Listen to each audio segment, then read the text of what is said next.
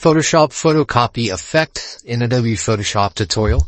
Alright, once you have an image, you have that image, you have that one.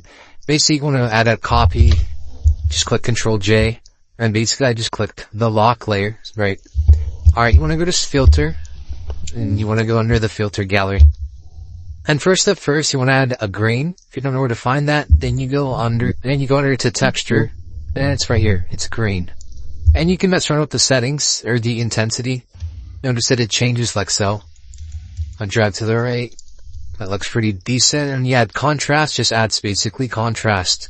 Alright, this looks pretty good. And then the next one right here is called reticulation. You find it under sketch. It's right next to stamp. It's the left. It's called reticulation. I don't even know if I'm saying that right, bruh. Alright, and then density right here, you can drag it to the right. See, that's what it kind of does. I don't really like it too much. Say like 10. Foreground level, it just goes like that. Makes it more dark, more contrasty, kind of more scary, like a horror movie. Then background level, drag it to the right. Doesn't really notice too much of a difference, so we'll keep it at like 11 or 12. Okay, this actually looks pretty good. I'm gonna click OK.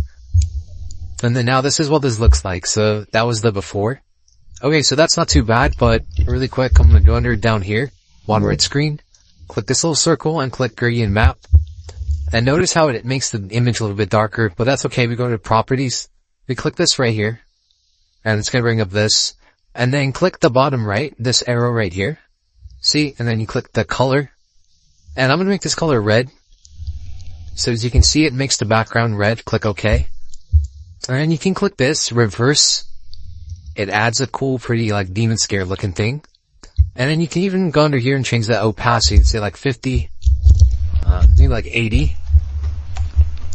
That looks pretty good. Last but not least, I'm going to drag a black background or an image. I'm going to adjust it so it fits our subject. This basically just going to add like a quick black punch or a touch, you can say.